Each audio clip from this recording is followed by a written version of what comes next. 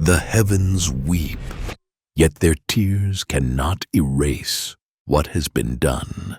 Its essence is sheer magnificence, a living testament to divine creation.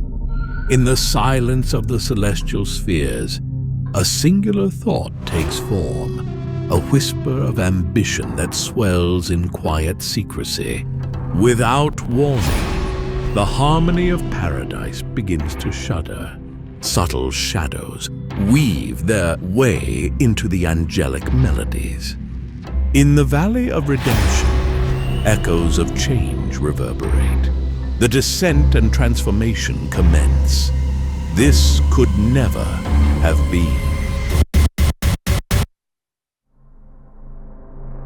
Deep within Lucifer's heart, something stirs stealthily, a desire that begins as a whisper, a tiny spark intensifying with every glimpse of his own reflection.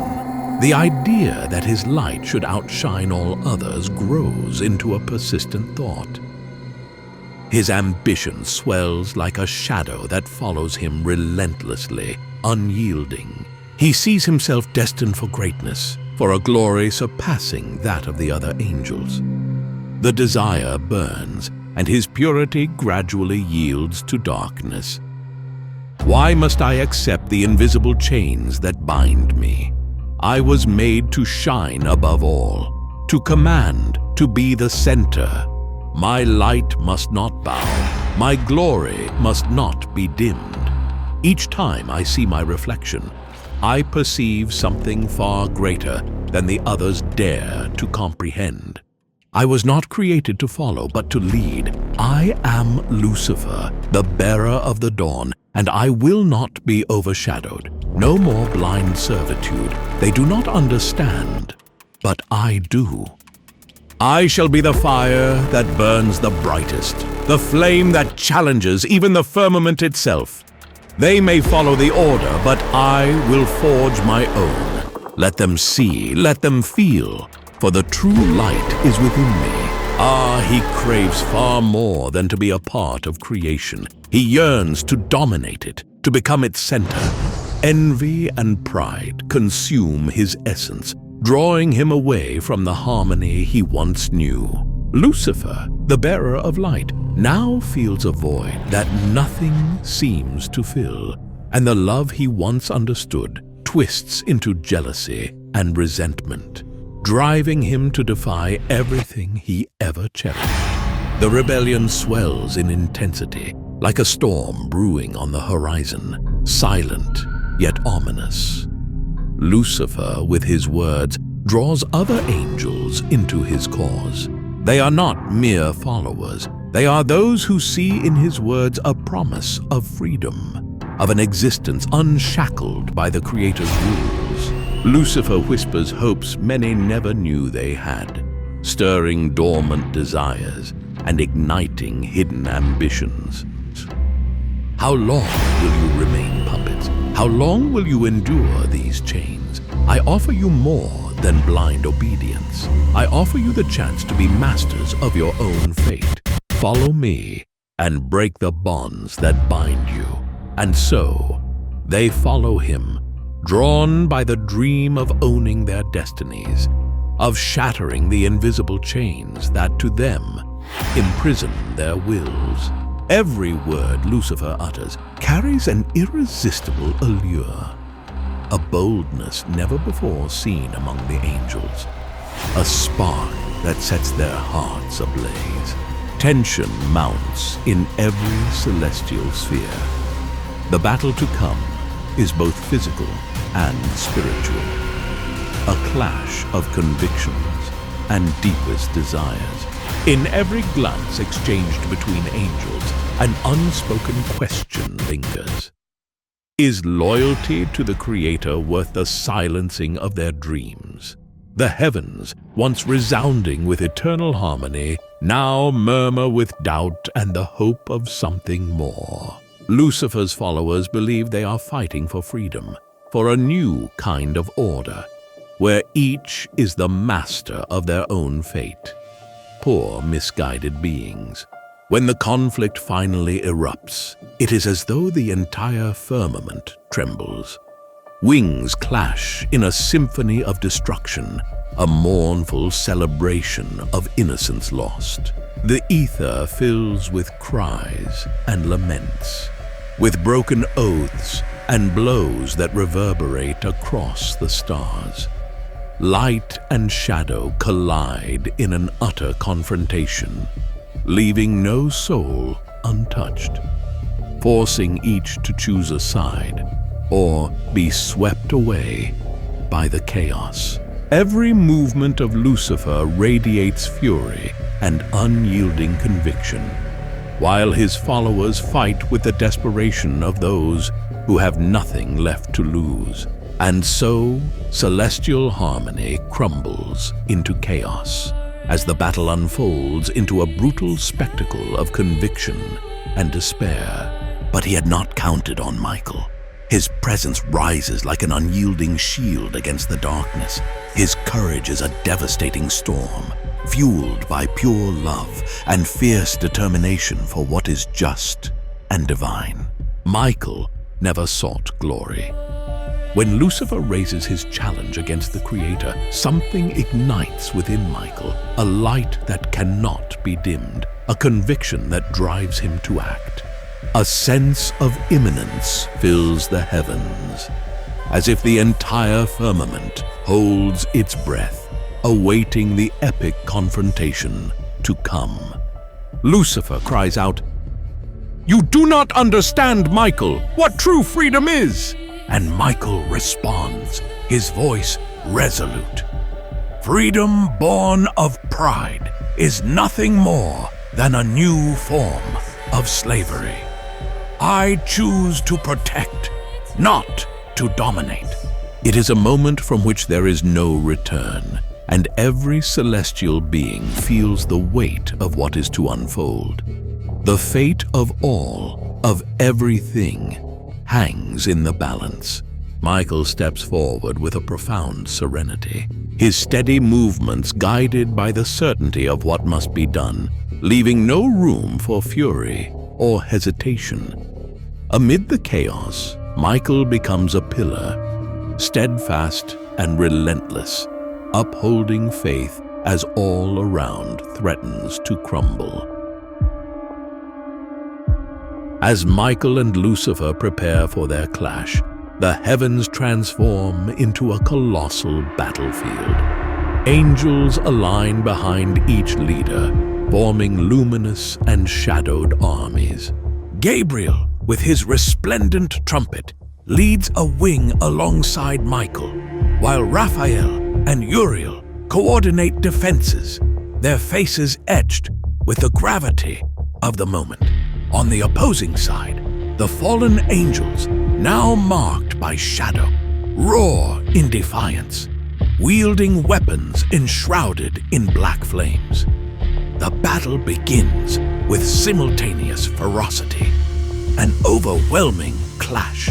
The striking of swords creates thunderous echoes that reverberate across dimensions, while sparks of light and darkness dance in the ether. In the midst of the chaos, Michael and Lucifer face one another at the storm's heart. Lucifer raises his flaming sword, his eyes ablaze with a mix of wrath and determination.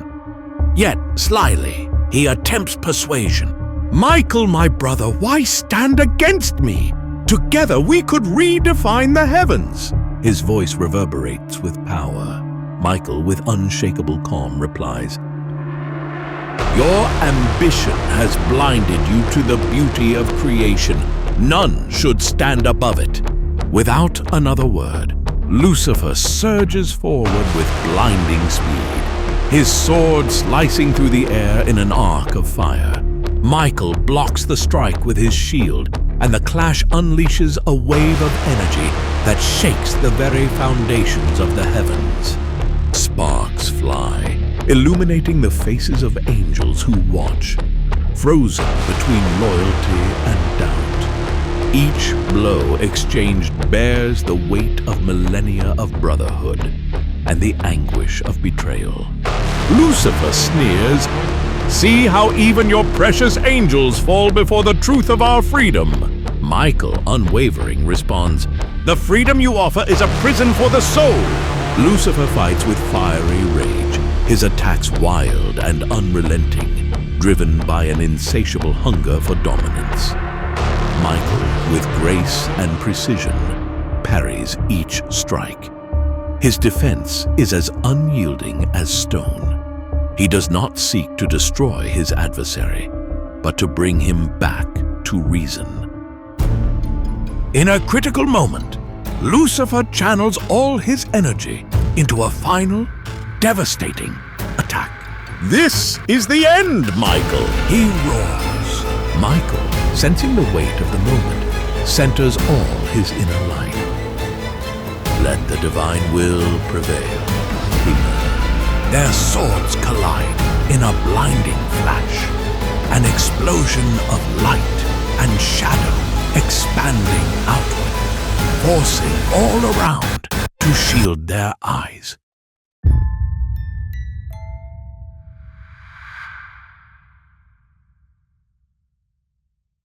As the brilliance fades, Lucifer kneels, his sword shattered into fragments glinting like fallen stars. Michael stands, his face marked by sorrow at having to defeat a brother. "There is still time for repentance," Michael offers. But Lucifer, his gaze full of wounded pride, replies, "I would rather reign in the abyss than serve in the heavens." Then comes the transformation. Enveloped in profound shadow, Lucifer begins to metamorphose. His wings disintegrate into black dust, and a serpentine body emerges, covered in scales, glinting like the night. Curved horns crown his head, and his eyes burn like embers. The roar he lets loose is filled with hatred and agony, shaking the very foundations of the cosmos. The angels watch in horrified silence as Lucifer, now a colossal dragon, writhes against the light encircling him. Michael, with sadness in his eyes, knows what must be done. "May mercy find you in the depths," he whispers. With the support of the other archangels, they channel a wave of divine energy that engulfs the dragon, casting him out through the celestial gates. The moment of expulsion is laden with a pain so profound it pierces the heavens, reverberating through every angelic heart that watches helplessly. The celestial gates swing open with a heavy, resounding echo, and Lucifer, along with his followers, is cast into the abyss. The fall is an unending torment, a slow, agonizing descent, an echo of despair rippling through the firmament. Every cry from Lucifer serves as a bitter reminder of his rebellion. Every movement, a sorrowful farewell to the divine light. Paradise, once pristine and untouched, now bears the deep scars of conflict, like indelible marks upon its essence. The silence that follows is unlike the one that existed before. It is imbued with the memories of battle, of sacrifices made, and of immeasurable pain. A heavy silence, yet one that carries the faint promise of a new beginning, a quiet hope that endures even amidst the sorrow. The abyss is a fathomless void, devoid of light, where even the air feels heavy and oppressive. Lucifer lies broken, his wings shattered, scarred by the agony of defeat. Whispering voices emerge from the darkness, distorted echoes murmuring hollow promises and painful memories. The shadows around him are a living entity, consuming even the faintest glimmer of hope, stretching every moment into an eternity of torment. The emptiness seems to call his name, a curse binding him ever deeper into desolation. Hatred smolders within him like embers stoked by the winds of despair. He swears that the war is far from over. His cry reverberates through the abyss, a vow of vengeance, a defiant declaration that he will find a new path to challenge the firmament. A heavy silence hung over the heavens like a shroud, thick with uncertainty. The stars flickered timidly, as if hesitant to shine once more. And a sense of emptiness lingered, causing each angel to pause, waiting for something unknown to unfold. The firmament seemed to hold its breath, still mourning the scars left behind. Then, suddenly, a single gentle note broke through the stillness, carried on the lips of Ariel, the angel of nature. That melody was like a shaft of sunlight piercing through the clouds, filling the void with a sense of hope. The other angels lifted their gaze, their eyes glimmering with emotion. Without words, they began to join their voices to the song. Gabriel, sensing the moment, raised his trumpet to his lips, its notes soaring through the heavens like a beacon of light. Michael, with wings that seemed to radiate divine luminescence, ascended into the skies, leaving trails of brilliance in his wake as the hearts of the angels began to resonate in unison. The melody did more than fill paradise. It healed.